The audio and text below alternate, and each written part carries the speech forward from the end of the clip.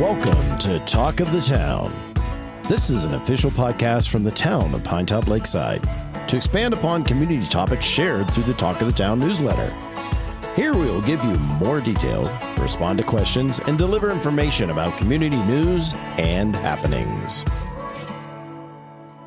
Hey, well, it's school's out, and kids are running around, and we're headed towards the summer things, and I think we made it through May without snow. That's a first for me, at least in the Arizona White Mountains, in 13 years. Speaking of how many years, I've got with me Tony Alba. How are you, sir? I'm doing well this morning. How are you, Rob? Good. So we're going to be talking about the Balloon Fest. And how many years is this now? This is the 6th year of the White Mountains Balloon Festival. It's grown every year. We had some growing pains the first couple of years, which is to be expected when you have an event of this magnitude in a small community. But I think we've learned a lot over the years, and we're looking forward to a great event. You bet. Now, first thing we have to mention right off the bat is balloons are rather fickle aircraft.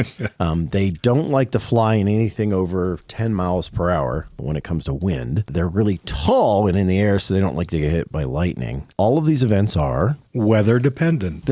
Balloons are actually federally registered aircraft. They're soft skinned. They're made out of material, just like a fabric, so it's not like an airplane. So they are very finicky in terms of lightning, wind direction, wind speed, anything that could damage the balloon, but more importantly, could create a safety issue for the passengers, because that's the number one goal, is flying safely. Okay, now you mentioned passengers, but I also want to mention the fact that you just said that they're light-skinned and they're light, and that while they're that, they're also very large. So when the wind hits them and they move, that basket that's at the bottom, okay, becomes a very, very substantial moving force. Literally about the same kind of force that you'd have out of a semi-truck. We've heard sometimes when Saturday we didn't do a glow, or Friday we didn't do a glow, we had to pull them down. They're like, why did they do it? The lightning wasn't anywhere near. It's the wind gusts. And you imagine a semi-truck running through a crowd of children, and you'll immediately know why we don't do the glow. Yeah, exactly right. And, you mentioned the size of the balloons. And the balloons, actually, the balloon portion is called the envelope. Those range anywhere in size at our event from 77,000 cubic feet to 140,000 cubic feet. That's a big envelope, a big balloon. Yeah. They are very large. Yeah. So understand that when it's done with safety in mind, and in everybody's safety, including people and kids, that, because everybody's out there to see the balloons. So you can't really move them around. We need to move the balloons. The balloon needs to not move. Bottom line. Okay, so let's start with the days that the event will be happening and times. So we are June 23rd, 24th, and 25th this year. It's a Friday, Saturday, Sunday. Balloon activities, again, all weather dependent. Each morning at 6 a.m., the balloons will begin to inflate, and they will hopefully depart by about 6:15 to 6:30 in the morning. That's Friday, Saturday, Sunday. Additionally, we have a total of 18 balloons this year. About 12 or 13 will fly each morning. 5 or 6 are going to stay behind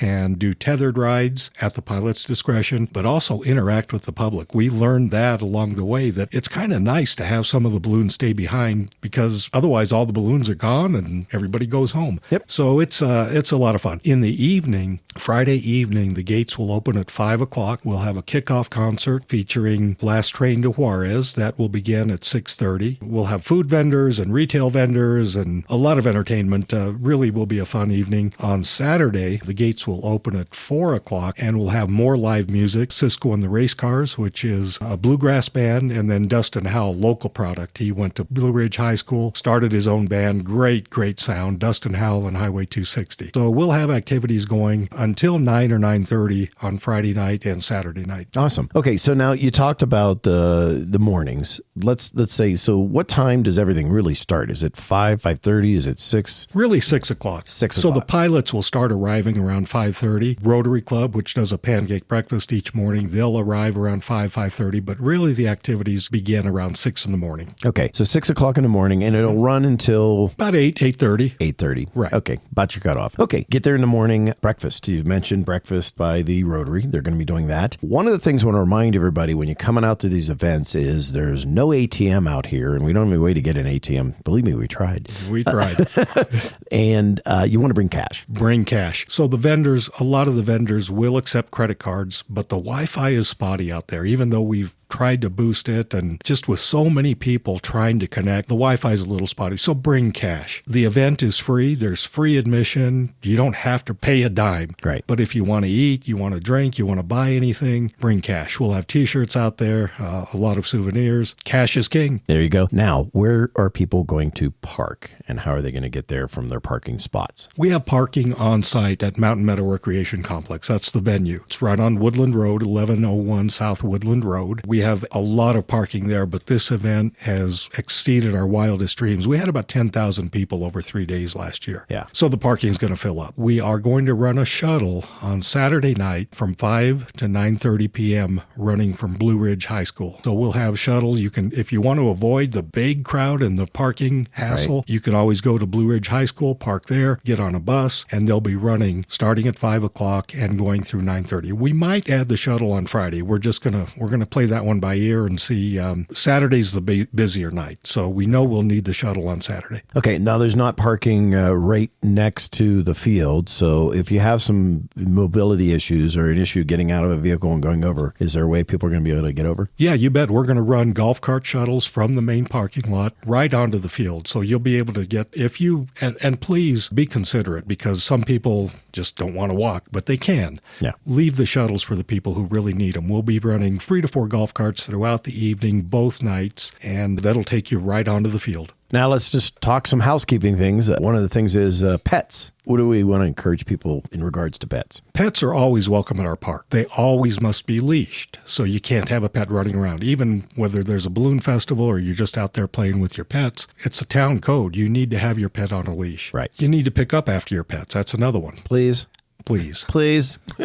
Here's the kicker. Okay. While pets are welcome, balloons and dogs don't get along. They don't seem to. They don't get along. The dogs get scared. They get skittish. They get jittery. These balloons, as you mentioned, are big. And if I were a dog, I wouldn't want to be out there. They also, whenever they turn the propane on, and it does this roar, but it's also a full frequency, kind of high pitch and low rumble roar. So it scares dogs. It scares dogs. Yeah. So if you want to bring your pets, keep them on a leash, clean up after them, but just be aware and kind of monitor their temperament. I'm a dog owner and a dog lover, but I don't bring my dog to this event. Okay. And at all events, no smoking. No smoking. No vaping. No vaping. No tobacco. That means spitting stuff. Okay. Right. No tobacco. That would be kind of gross to kind of. You got to pick up after your dogs. You're not going to pick. Yeah. No. And no firearms. And no firearms. Yeah. That's all town code. Yeah. Awesome. Anything else that people should know? You know, I'm just very gratified, even though this event it's for the public and it's grown and people have a lot of fun. It also makes a difference in the community. We have a number of different nonprofit organizations that are part of this event and benefit from the event. We mentioned the Rotary Club doing the pancake breakfast. The White Mountain Nature Center, they run the beer and wine garden. This is their second biggest fundraiser of the year. Yeah. The White Mountain Humane Society, they'll be out there selling raffle tickets and passing out information. White Mountain Clothe a Child, last year, they just by collecting donations at this event collected enough money to clothe 12 kids locally. Yeah.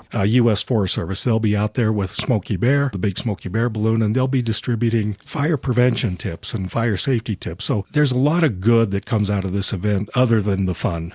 There's some good nonprofit organizations that are part of the event. You bet. And I want to mention, since this is the town's podcast, that this helps drive our economy. I mean, it really, really does. They make sure the tax collections happen out there. All of this, our town runs on sales tax. So it's important to understand that having an event like this brings people here that spend their dollars here. That's right. And we have so many local businesses that have stepped up to support this event financially and with in-kind donations. Summit Healthcare, a $2,000 sponsor. Sierra Propane, great local company, great partner. They donate all the propane for this event. We couldn't do it if we had to pay for the propane. We would not be able to do this. Whispering Pines Resort, Lake of the Woods, Corduroy, Honda, Green Tree, Hampton Inn, Best Western, Days Inn, The Cull, they all donated rooms for the pilots. They donated the rooms. Pilots have to stay someplace, and they're pulling rooms out of their inventory. We've got, a lot of great sponsors that are supporting this. I saw the Cabin Butler there. Cabin Butler, absolutely. And I also want to mention there's restaurants. There's a lot of restaurants that participate in a deal where the pilot gets to eat for free. The rest of the crew pays, but the pilot gets to eat for free. So that helps out those crews. It does. Well. It's an incentive for the restaurants because, hey, I get to eat free, but I'm bringing 6 people with me that are paying full boat. It's a nice thing. Very cool. So once again, that's Tony Alba, Community Services Director. I'm Rob.